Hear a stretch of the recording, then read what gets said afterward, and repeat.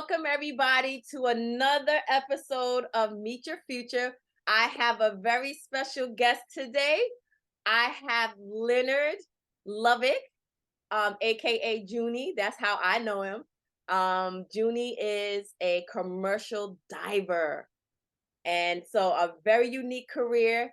He worked for the 1556 local union, which is the New York City Carpentry Union. And so he's going to talk to us all about his career today. And I'm so excited. Welcome, Junie. Hello, how are you? I'm good. I'm good. It's so great to see you. Yes. I haven't seen you in a while. It's good to see Yes. you. You Yes. look very young. I tell you. Thank you so much for joining us. And so, you know what? I always start off by sharing, how I know my guests. And so we were on the swim team together in high Yes. school at Andrew Jackson High School, right? Yes. And so, Yes. We swam. yeah, we swam on the swim team. That's how you learned how to swim? No. Oh, No. I learned to swim. We grew up in Star City in Brooklyn. Oh, okay. And me and my brother would go to the pool. Both my parents worked for transit. So during the day after school, we would go to the pool club and hang out all day. And we would just swim and play, do diving on the diving board, all of that. Mm-hmm. So once I got a feel of it, I enjoyed it. It's been something. Yeah, no. Well, when I got to high school, I didn't even know how to swim. So Really? that was my first experience, swimming. Yeah, I didn't. You were a quick learner because you were winning races. Yeah. I mean, I learned fast, but and I was a diver too. So Yes. so I learned. Yeah, I was that kind of kid. Like I just like to, be wild and crazy and do fun stuff. So, Yes. but yeah. So all right. So let's get into it. So, Junie, what exactly do you do? Like, what is a commercial diver? Okay. Basically, we do construction underwater. If you do it on the surface, we'll do it underwater. Okay. We build bridges, piers, docks. This is what we did in New York. You can do anything from salvage, which means if something sinks, you're going down and cutting it up or retrieving it, Really? or it's a matter of repairs. Anything that breaks underwater, sometimes you can't bring it up, you have to fix it down there. Uh-huh. So New York, I've worked the outfall pipes, where after your waste is treated and cleaned, it's pumped out, and we install these huge concrete tubes into the water that flush it out, and it'll go out maybe 800 feet out into the sound and just release it because it's treated sewage. Mm-hmm. And we install that, fix piers, install piers, pile driving. New York is funny. If something isn't there, you just can't build there because you're disturbing the background. Mm-hmm. You're disturbing the mud. Mm-hmm. So you have to prove that a pier was there in order to put or fix the pier existing. Mm-hmm. So we would go in and drive piles and everything and create a new New York City waterfront. Wow. That sounds amazing. So so you would dive down into the water, and are you welding, or are you like, how do you fix stuff underwater? It's basically the same way. You'll use a welding rod. You'll use it's dipped in wax, or they'll cover it up electrical tape so that it burns back as you're welding. We'll use a Broco torch to burn, which is basically magnesium oxygen, and you're cutting through wood, cardboard, concrete. It cuts through everything. Mm-hmm. And the thing is you're going to go down and basically have a plan. Okay, I'm going to burn a hole in the sheet, stick plumbing through it so that something can come out, or you're repairing piles that borer worms have eaten away. It's always something that, needs to be repaired. Mhm. Mother Nature is going to eat up everything. You're not going to win against time and Mother Nature. Mhm. So how does it look under the water? Like how deep do you go? Is it just like right under the water, or you're like way down to like the ocean floor? New York doesn't really have any deep, deep water. You'll get a few spots that drop down to 70, 80 feet, and that's like in the middle of the channel. You're not really going there because there's nothing out there. If you go, it's just to either lay a pipe or lay something down, and you're running off of Navy decompression tables. And that basically allows you to understand how much nitrogen and everything can be absorbed into your body, because your body's constantly under pressure the minute you go underwater. Mhm.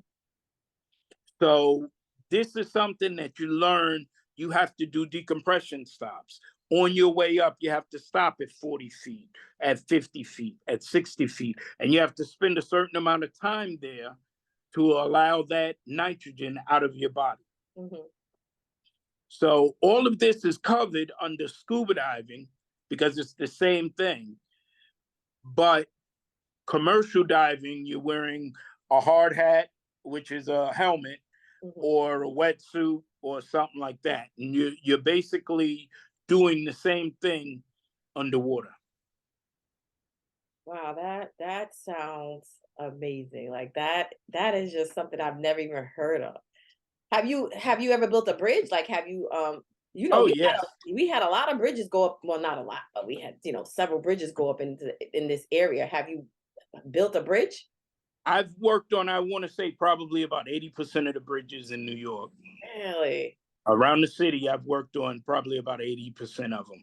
Wow. And that goes from inspection, that goes from construction, that goes from just, going down and moving debris.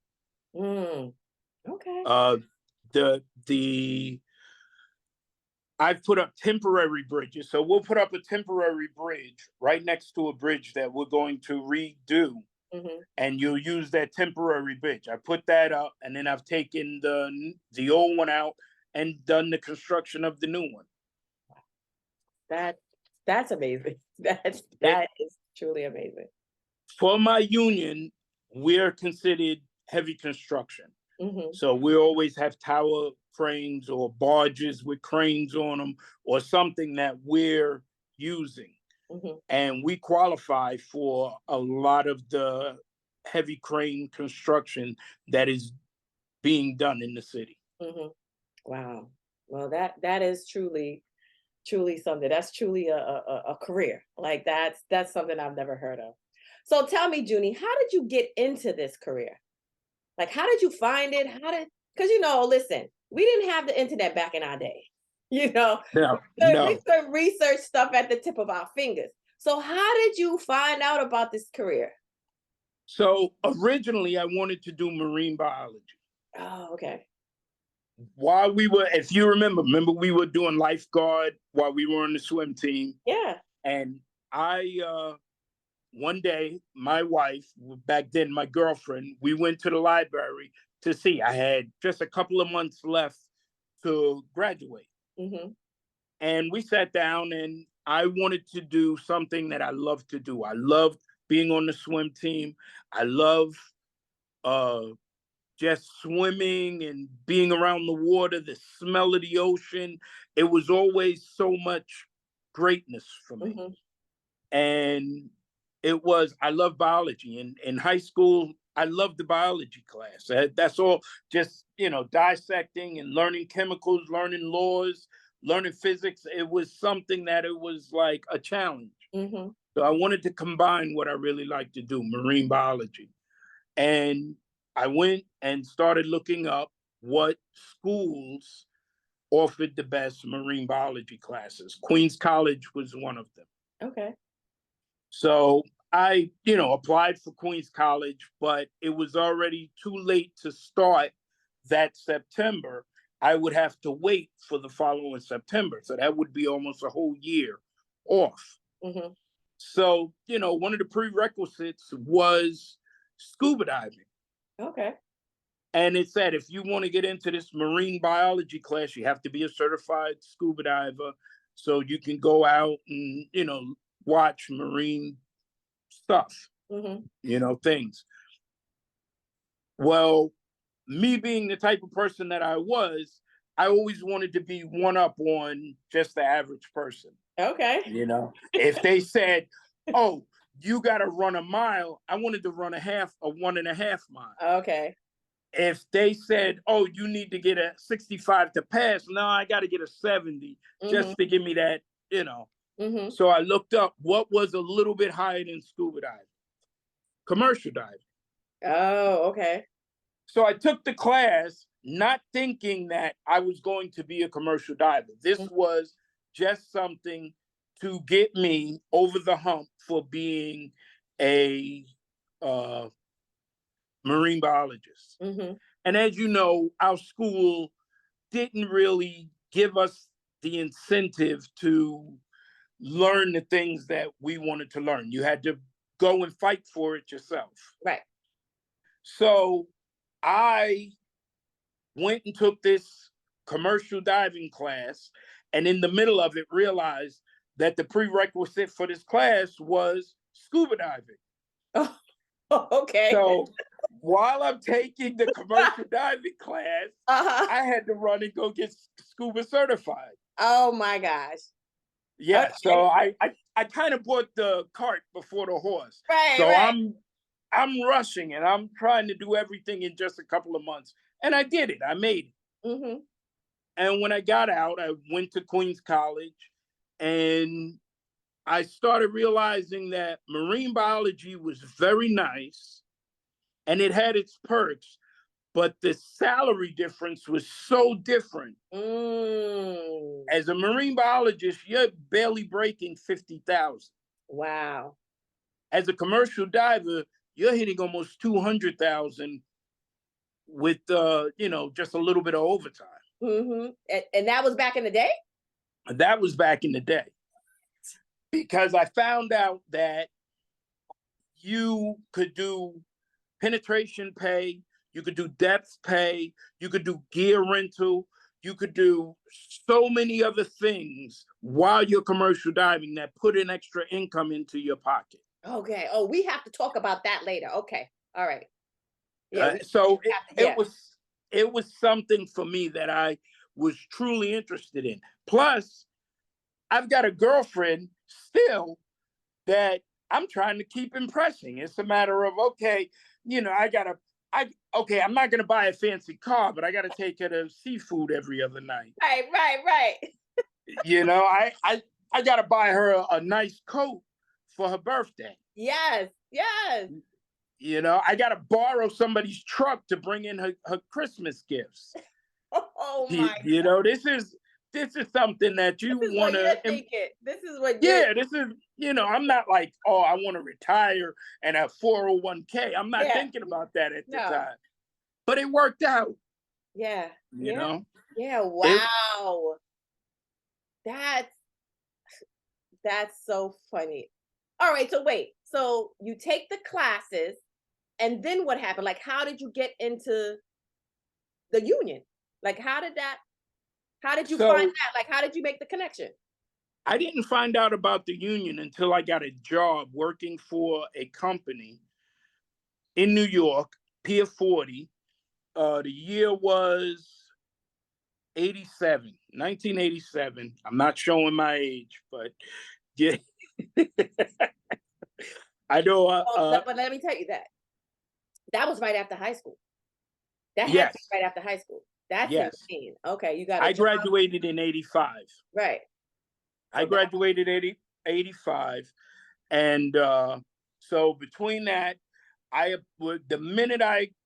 while I was still in college, I sent out my commercial diving resume. While you were still in college, you didn't have your degree yet. No, there's no degree. I wind up stopped going to college because I got a job from commercial diving. Okay. Okay. So I wasn't, once I saw and I got a job, the marine biology thing went, And went left. yeah, oh, I can make more money doing what? Okay. So All right. I sent out my resume and I got a job uh, as an assistant supervisor, basically a timekeeper. Okay. Not a diver, as As an assistant supervisor, I got a job. So my job was, what they told me was to go take care of everybody, make sure they have what they need for the dive for the day, as far as ordering stuff, making sure their times were okay, ordering dive hats, ordering, all sorts of things. Mm-hmm. And basically, I was a timekeeper. Mm-hmm. That's all I did. And they said, at the end of the day, we may ask you to jump in the water and inspect some of their things just for the company. Not as an inspection diver, just so I can report to the main super and say, oh, they got this much done. Because nobody can inspect your work down there because you're the only one down there. Okay. It's not like you could just look overboard and say, oh, yeah, he did all of that today. No, you have to take his word for it. So that was, what I was hired to do. Mm-hmm. And believe it or not, because of that position, I wasn't in the union. I made $350 a week. Mm-hmm. After taxes, it was $277. This is 1987. Right. So I'm like, $270 back then wasn't a lot of money. No, it wasn't. It wasn't, especially if you had lifeguarded before. Yes, that also. Right. That also, I'm like, I made more during the summer as a lifeguard than I'm making right now as a assistant supervisor. Right. Wow. Okay. So I found out all of these people that were working, like 115 men working on that one job site. It was a very big deal for New York. They were all in the union. Okay. I had never heard of it. I didn't know anything about it. There Right. was, I sent my resume out. The company found me fresh out of dive school, still in college. Hey, come work for us. Mm-hmm. Never knew anything about the union. Well, after talking to the guys and driving around and, meeting them, I found out what the union was and what it was about. Mm-hmm. And, I started talking to the company and saying, look, I want you to get me in the union. And they said, oh, well, we'll get you in 2 years. 2 to 3 years you work for us, we'll get you in. Mm. And to me, I'm like, but all you got to do is just get me in the union. Right. So I kept trying and trying on my own. And I worked there for almost a year and I got to know everybody. And I found out that the union, in the unions, the delegates and everything, they had kids working there. So I started talking to them. Hey, what do I need to do to get into the union? Like this. And I got 120 something names. And then people would come in for the day and I'd have them sign. I had almost 150 names by the time it was time. I went to the shop steward and I said, look, I got almost 150 names here. What do I need to do to get into the union? He said, you don't need that. Go down, tell them I sent you, and talk to the president in the union. And that's what I did. And he told me what I needed to do, how much to pay to get in, the entry fees, all of that. I signed up. I went back. I started bugging them that same day that I went back. And I said, I need a raise. This isn't enough for me.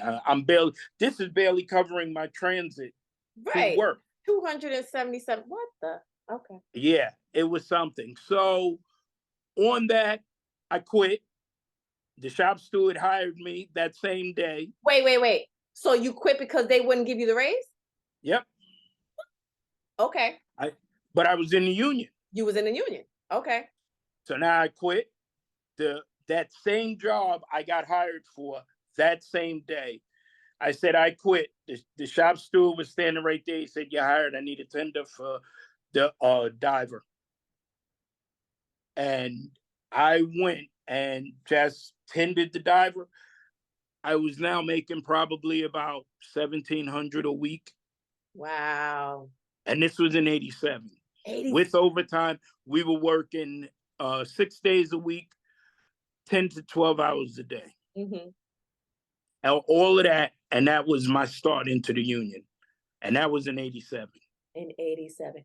I'm just impressed how you were able to advocate for yourself, because I'm thinking what it could possibly look like, because I know that not a lot of us are in this field.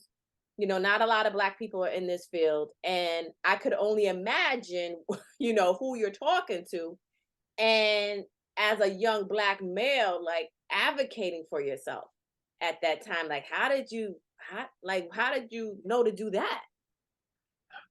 I would credit dive school. Oh, okay. Dive school will give you the confidence. I mean, you're down there by yourself.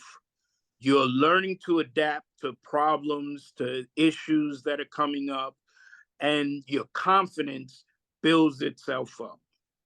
Mm. When we were in Jackson, we weren't put in those confidence building scenarios Mm-hmm. where it was, oh, as a person, I'm going to become more confident. Right. Or I'm just going to advocate for myself. Like, I want Oh, this. How, now how do you go about getting it? Like, yeah. that was a no-no, because if you did that, you were going against the grain, Mm-hmm. and they didn't want you there. You Right. were a troublemaker. Right. You Right. Right. were, Yeah. and I'm not gonna lie, I've listened to people credit a lot of people in Jackson. Me personally, I think they could have did more. Mm-hmm. I really do. Yeah. But I do have a small amount of teachers that I can say changed me and helped me to understand me, Yeah. not push their uh their agenda off as, being priority. Mm-hmm. Mm-hmm. Coach made me understand. Our swim coach, Kolinkowski, he made me understand that if I wanted something, I had to reach for it. Mm. Diving, swimming, and it was a matter of the more you work into it, the more you're going to get out of it. Mm-hmm. Yeah. Yeah. Yeah. I credit swimming with just swimming was the one thing in my life that was the hardest. That's what, I don't know, he thought we was going to the Olympics or something. Yes, the way the way Saturday morning at Lord, 5 o'clock, we had to be to the school. Remember that? yes, the way he Oh, trained us. I look back at it now and I'm like, that man must have thought we was going to the Olympics, because the training we got, that it was so hard. And being able to do hard things is what you need to do in life. These yes, things are hard. Like, making it, being successful is hard. And yes, so that, if anything, I learned how to do hard work, hard things in life because of swimming. So no, I definitely agree with you. Like, yeah. there are a small number of teachers there that definitely changed my life. So I definitely get it. So I already could have sensed, Junie, because I can tell the passion is just oozing from you. So Yes. what do you love about your job? Like, what do you love about this? I'd say the people, the fact that I was never in one place too long. Mm. The for 6, 7 months, I worked in Brooklyn. Then I was back to Long Island. Then I was back to New Jersey. Then I was back to, I mean, there were times that I went up to Maine. Mm. There were times that I went down, as far as South Jersey, right there, the Delaware River. It just was Wow. everywhere. Yeah. Wow. So you get to And travel and meeting people. yes, yes. And until the internet came, I did not understand how broad commercial diving was. I Wow. mean, my learnings, I could have went to Africa. I could have gone to, all over the world, anywhere that there's a, shoreline, Mm-hmm. or anywhere that there's a waterfront, Mm-hmm. you You can can work. work. You can work. Wow. You know, Mhm. so many things that I've found. Excuse me. Water towers. They have commercial divers that go and inspect water towers. Mhm. They have commercial divers that dive in paper plants. That They dive have commercial that dive in paper paper paper plane. plants. Yep, because they take the paper and they mulch it, and they have to open a gate. And this guy goes down sewage. It is so many things. I've done hazmat diving. Mm. Okay. I've done gate cleaning at oil refineries. I've done power plants where the water intake that cools the turbines, you have to change the gates. Mhm. Wow. It's so many things in New York alone that branch out that you can and do. Mm-hmm. Wow. So, next question, Junie. You already alluded to this. So, are you able to live the lifestyle that you want because of this profession? In other words, are you the money that you make, is it enough? Like, is it good pay? Like, and actually thinking of today, like, rent is so high in New York City. Everything, the costs have gone up. Food is high, gas and electricity. So can you live off of this profession? Can you live a good lifestyle working this profession? Very much so. I'm sure. Yeah, very much so. Let me put it to you this way. Once you have your certs and your license and everything, they're just going to throw money at you. Mm, okay. Okay. I've bought, multiple homes. I've, you name it, cars, trucks, boats. I haven't bought a plane yet, but I'm working on it. Oh my But gosh. Okay. certain things you're going to be able to afford and do. My kids with college, my house. I'm now that I'm retired, I went and bought well, I didn't do it. My wife went and bought a 5-bedroom house Oh, in I'm at the top of Connecticut, pool. I look at deer and everything, wow. and I'm retired and I don't have to worry about it, Yeah. Yeah. you know? And I retired at 55. Wow. Wow. So, Where many people working until the 80s, yes, working 70 to 80 years old. And yes. And I can honestly say the New York City District Council of Carpenters have given me a pension. okay. They've given me retirement, medical benefits. Uh, I mean, it's something to think about when you go union, because they're going to offer you so much. Whether you take a city job or anything, you always have the opportunity to go union. And so talk about the union. Why union? Why does there need to be a union? Like, what does the union do? What's the purpose of the union? There are so many times that I've shown up on the job and I knew because of my skin color Mm, that they weren't going to allow me to stay there that long. oh, okay. And that was just skin color. Here I am, I have to put out 110% on what I do. And you're always going to find somebody that don't like you. No matter what race you, I can't just say, what they're going to find something to not like you. Mhm. And this is something that you can make a phone call and they can't just fire you without a good explanation. They have to answer to the union. Okay. So there's They protection. have to answer, and it protects you. Okay. They can't get you on the job and say, we're going to pay you less money Mm, because we don't think you're worth it. right. Because you have a union rate, you have a union salary, your Hmm. bennies and everything is covered by the union. Hmm. So they're there to protect you, and they do. Okay. And a lot of people don't understand that. That's what that union backing does. Hmm. It gives you the opportunity to have somebody watch your back. Yeah. And I could only imagine as well that the union is there to make sure the conditions are right for you guys. Because Oh, safety definitely. wise, there are Safety protocols. wise, when I got into the union in '87, they were just starting to get into safety protocols that were above and beyond what the companies wanted to do. Mm, And that included wearing safety glasses. I've walked on jobs where you could not take your gloves off. They don't want you to take your gloves off.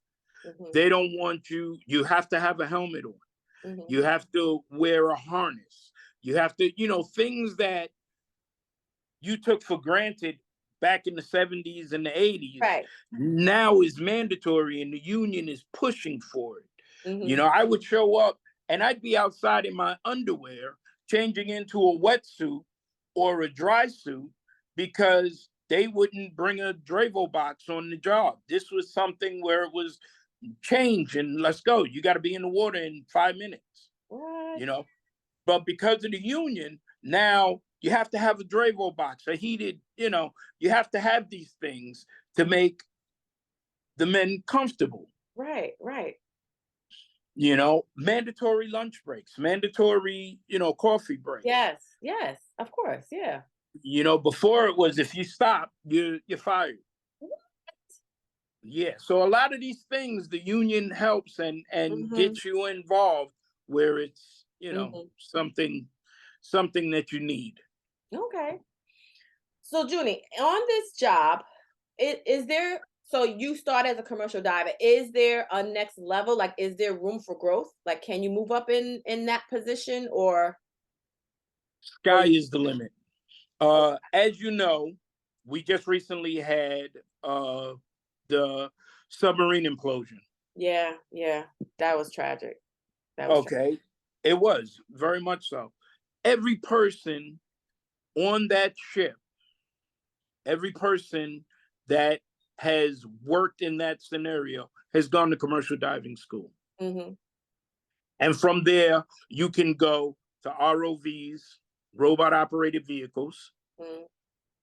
You can go into diving and dive support, which is if you're doing deep, deep diving, you got to have a diver at certain decompression stops, or you have to have a diver to tend to other divers. Mm.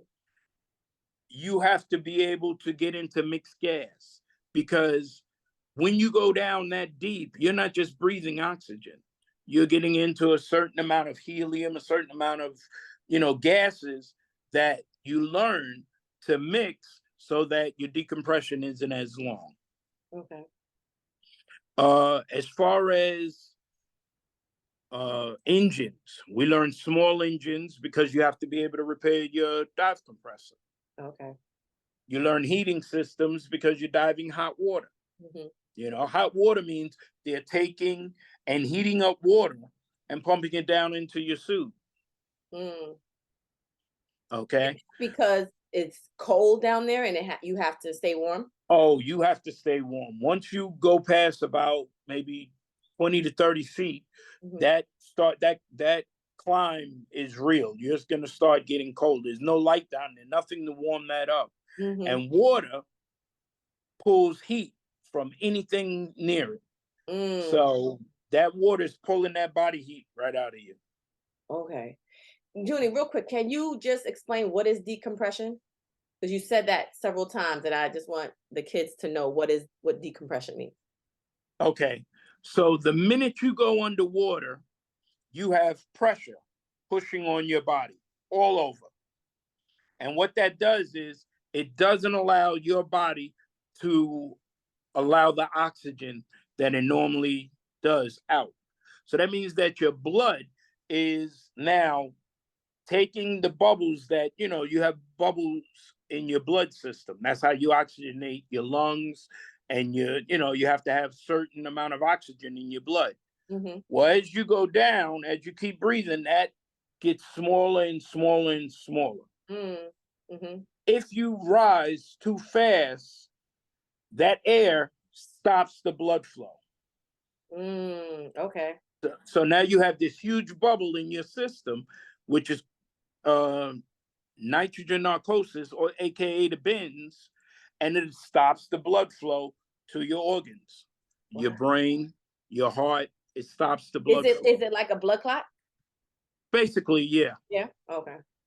Now, what they do is, as you're coming up, to allow that bubble to keep going through, you have to stop at certain feet, Mm-hmm. which allows it out.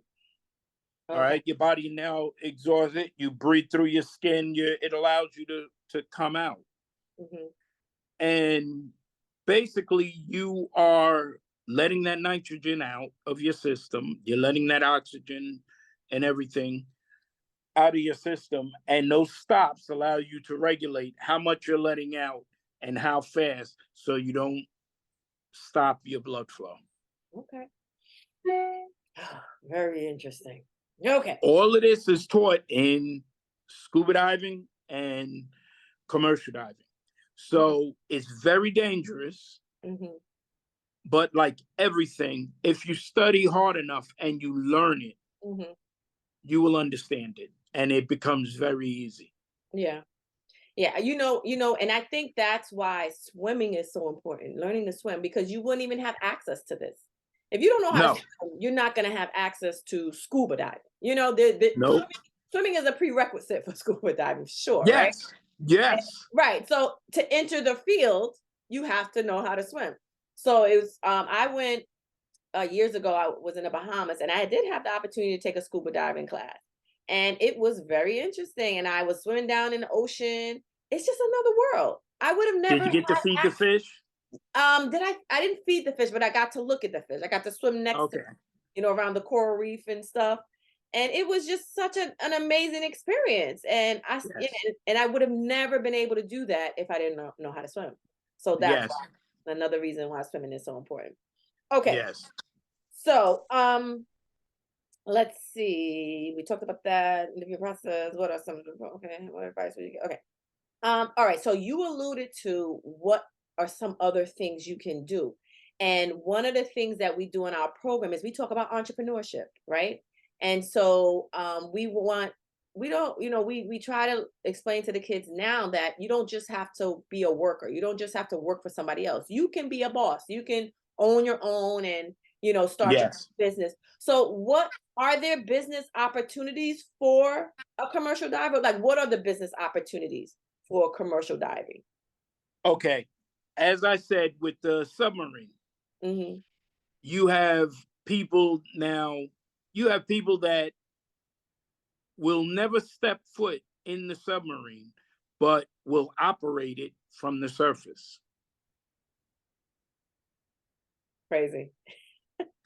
You have people, I mean, you saw it, the guys, using a remote control. Hmm. Some submarines are tethered, so they go up to the surface and it's operated from that. And it'll go down miles, pick up something, put it in a basket, and come back up. Those are robot operated vehicles. You have to have a driver for those vehicles. So are you saying that you can start a business that does that work? Yep. You can You can start start a you can start a business that takes small handheld robots this big and throw it off the side of a pier and inspect all the piles. Oh yeah, go back, do this, do that. You can start a business that you repair these vehicles. Mm.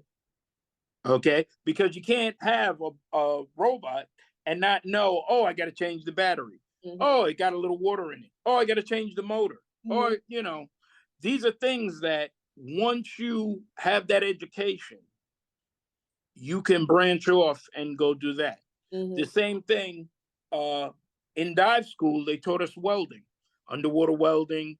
They taught us, topside welding, everything. You can start your own welding company, whether you're welding bicycle frames or anything. Wow. It it's all from what you learned in dive school. Mhm. I When put you up say wait, when you say dive school, are you talking about the commercial diving or like yes, really no, you learn all that in commercial dive school? yes, Wow. Okay. and the union. believe it or not. The union will certify you in welding. Mm-hmm. The union will certify you in hazmat.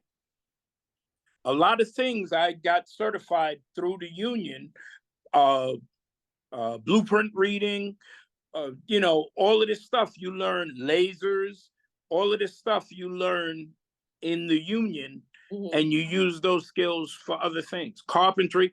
When I sold my house in Long Island, I put up a bathroom that was not a bathroom, a kitchen that was to kill for. Mm-hmm. And that's what sold my house. And because of that, I don't have a mortgage here in Connecticut. Mm-hmm. Okay, So you can. There are a lot of ways to start to branch off and do businesses, to start different yes, businesses. Okay. yes. And it gives you, again, the word confidence. Mm-hmm. Because one day I'm sitting at home and my boiler stopped working. And I'm looking, and it dawned on me that the boiler that I had at home was the same boiler system I was using to heat up my hot water at work. So I could take that apart at home and just as comfortable as I did at work. Mm. And it saved me $700-800 for calling a repair guy to come and sit, change the filter, clean it out, and then start it up again. Mm-hmm. All because of confidence. Yeah, and also the skills. You learn that. It's the same skill. It's Yeah. transferable, right? What you do Yes. on the job, you're able to do in your personal life. So Yes. that's insane. Okay, so Junie, if you had to give any advice to someone who wanted to go into this field, right? A young person who's just starting out, what sort of advice would you give them? They're sitting in campus magnet, because our school is called campus magnet now. Yes. So they're sitting in the seats at campus magnet or any other school throughout the city and country, and they want to become a commercial diver. What advice would you give? Well, honestly, I would say to relax Mhm. and start out. Go take a scuba diving class. If you're in high school, you're above the age to learn to scuba dive. Okay. Don't pay a lot for it. You should be paying just for the class, just for the stuff. Don't buy they're gonna try and talk you into buying a suit. They're gonna try and talk you into buying a BC. They're gonna try and talk you. The only thing you want to buy is maybe a pair of fins and a mask. Mm-hmm. And that's it. And the rest you're gonna rent. Everybody rents scuba gear. Okay. And if you rent it, you don't have to worry about it being new, model, or it's going to be, because you're renting it, it's going to be up to code. Mm-hmm. And because they're not going to give you anything that's not usable or something, you're renting it. But the thing is, you're not spending all of this money. Mm-hmm. And don't be so quick to give that money out. Mm-hmm. There are tons of dive schools out there. Make sure you find the right one for you. Make sure you thoroughly check it out. You're spending your money, so make sure it's right for you. Mm-hmm. I hear so many people say, "Oh, I didn't know any better," but you paid for it. Mm-hmm. So that's the main thing. It starts while you're in high school. It Right. doesn't start, I'm going to take a year off or anything like that, because I can tell you right off the bat, taking a year off is not going to help you. Mm. All right. If you don't do it now, you're not going to do it later. Mm. That's procrastination, and we all know how that works out. Yeah. Okay. So, you're if this is what you want to do and you're 100% sure, I say start the process. Mm-hmm. There are so many steps that when you want to stop, what you've taken already is going to help you already. Okay. It's not like, oh, I got this far and I don't use anything. No, you took scuba diving, and guess what? The scuba diving allows you to clean boat holes. So now you're going down to the marina with a little scuba bottle and you're scrubbing the boat. So you made a couple of $100 for the day. Okay. I didn't know that. That's scuba diving. Mm-hmm. It's a matter. The guy offered me one time to find his car keys. He dropped off his boat. He said, if you dive for me, I give you $50 for a quick, 10-minute dive. Just feel around right there and, like that. I said, $50? No problem. I went to my truck. I got a magnet and a rope and I pulled it up. I said, I made $50. You didn't have to get in the water. Exactly. So that is so funny. it's a matter of, once you get it in your head that confidence level is there, take those classes.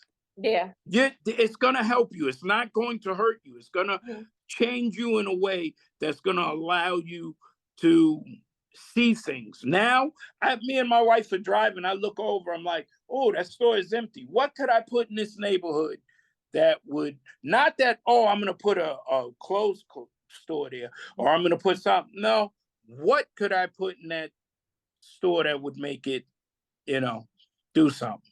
Yeah. Wow. So these are things you have to, think of while you're in high school. So, Junie, are there a lot of African Americans in the diving world? No. The funny thing is, like I said, I got in 86. That's when I went to dive school. The movie Men of Honor, the movie The Abyss, I didn't know who Carl Bashir was. It didn't come out yet. Cuba Gooding Jr. wasn't playing that role. He was young. I slowly found out that you could count on one hand how many Black divers there were on the East Coast. What? Yeah. So it was count on one hand? On one hand. It was very far and in between. Wow. And again, you're in a business that they're not going to talk to you. They're not going to tell you. Nobody's going to help you. You're going to have to push yourself. They don't want your kind in the business. It's still like that? You're still going to find certain areas where you're going to have to say, no, I'm union. I got to call, my union brethren to come and back me up. So it's still noticeable. I mean, there are good people there. I've met my best friends to this day are, from the union. I know who I can trust. But then there are other guys where it's like, I'm not putting that on my head if I know he's on the comms. It's not going to happen. I bring my own guys. What about women? Are there a lot of women? Believe it or not, it's up and coming. I worked for a woman company. Really? And yes, and I have to say, she had a big influence on me. I mean, she treated me so good. It was incredible. Wow. I mean, and I don't mean just me personally. I mean, everybody that worked for her company, we made paper. There was no, oh, I'm trying to get these guys to do something. No, we made paper. She did all right. And so I can honestly say I've worked for minority contractors, all Black crews. I mean, and it was, just a breath of fresh air. So, but in the same sense, I can't say that without saying it worked both ways.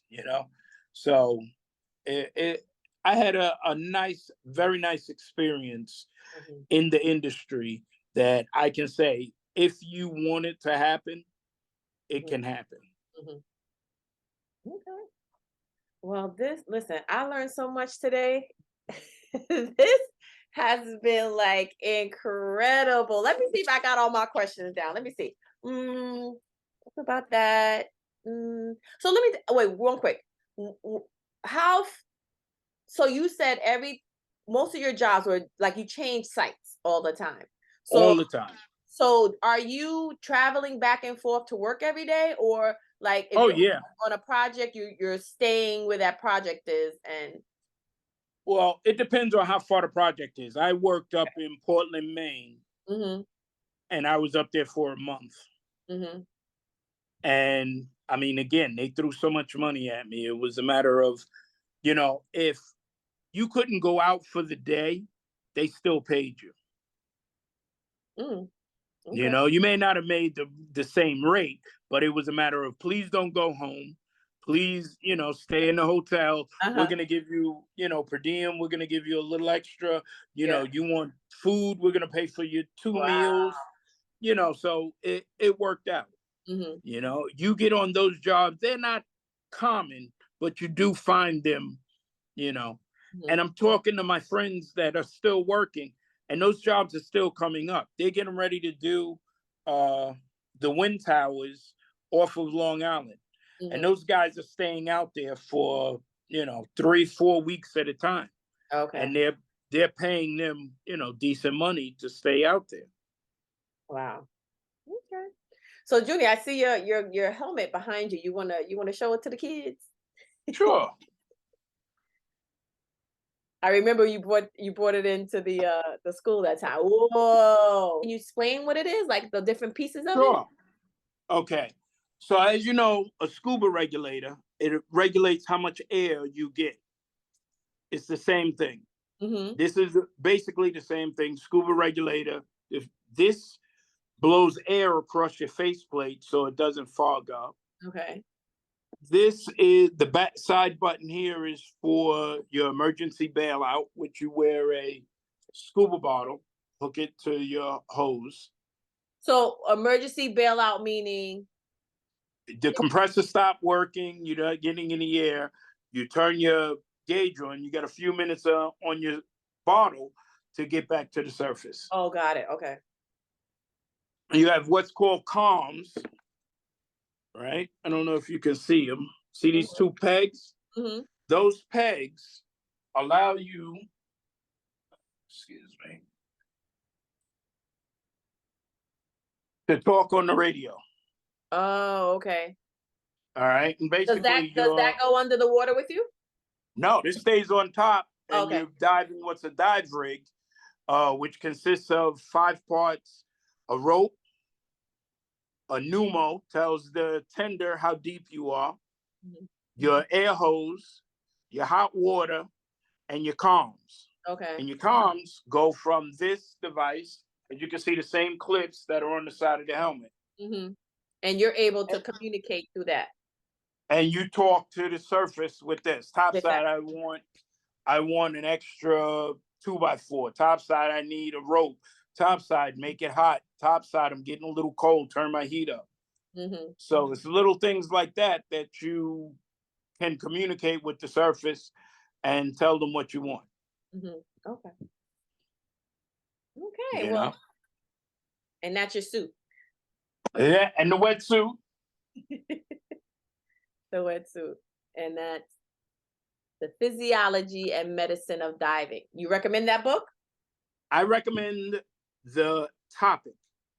The topic. I, Okay. the topic. There are so many dive books out there that they all get into just diving, and the topic is so interesting.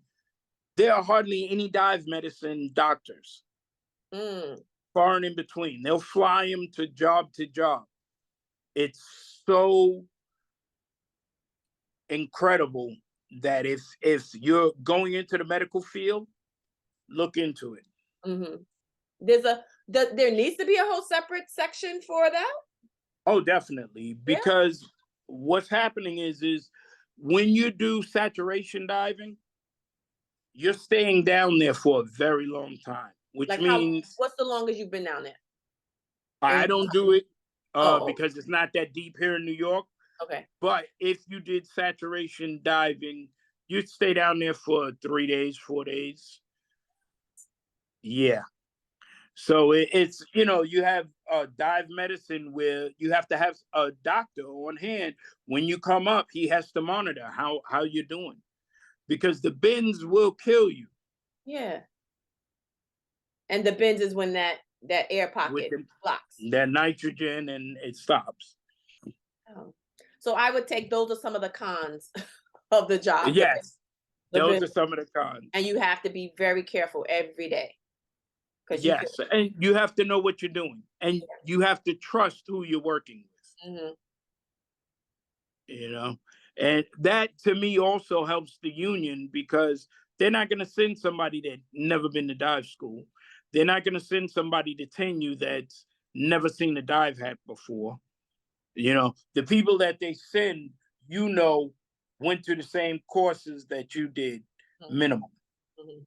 You know, you may have taken some extra courses. You may have been doing this a little bit longer, but you know that they went through something where you feel safe enough to say, I'll, you know, put my life in their hands for a minute. Yeah.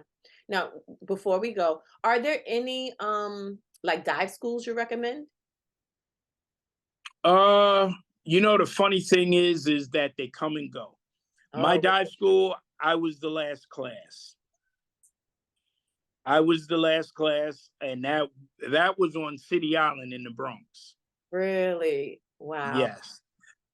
But Texas has a few, Hmm. and I believe California has a few. And But how long are they? How long is dive school? on average, 6 months up Oh, to a year. You okay. know, it's a what do you call it? What's the school? It's a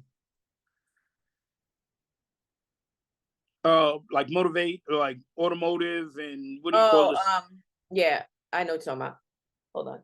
I gotta sneeze. God bless you. Ooh, God bless you. excuse me. It's a trade. Uh, Trade school. trade school. Thank Okay. you. So it's a, you know, just like that, there are so many trade schools out there. Hmm. And your question about what you can do, don't think of the money. You can get a loan, you can get a trade school, you know, for them. It's not like, you know, I turned around, I took out a loan for trade school, and I just paid it back real quick. Yeah. You're making Okay. the money. Yeah. So you took out a loan for dive school. Yes. Okay. And what is dive school usually cost around? Now, I couldn't tell you because each price depends on what you take. You can take mixed gas, you can take ROVs, you Okay. can take all of that in dive school, Mhm. or you could take just like a basic class, and it'll run anywhere from 6,000 to, you know, Mhm. whatever, Mhm. depending on what they're going to teach you. And that's something else you have to pay attention to. You don't want to go to a school that doesn't produce. Mhm. There are schools in Florida that this is off of somebody's back, you know, deck. Mhm. Oh, oh, oh my God. You know, you're Eh, sitting there and you're like, you know, you get there and the guy's in his underwear talking about, let me get my coffee and we'll start the class. oh my gosh. Okay. No, we Yeah, don't want that. We don't want that. right. Okay. So We you want want to pressure. investigate, and right. Okay. Okay. Well, Junie, oh my God. This was an amazing conversation. And I know the kids are gonna get so much out of this. And do you have any final words? Anything we left out at all? I would say just when you get into the field, keep your mouth shut, your eyes open, and you can go as far as you want to go. And if you put 100% into anything, you'll go just as far as you want to go, Mhm. you know? And that's, you know, just put the effort in there. And the more you put in, the more you're going to get out of it. And that's it. Yeah. Yeah, no, that's words of wisdom, man, for real. Thank you so much, Junie. I really appreciate you joining me today, and we will definitely talk soon. It's So all for you.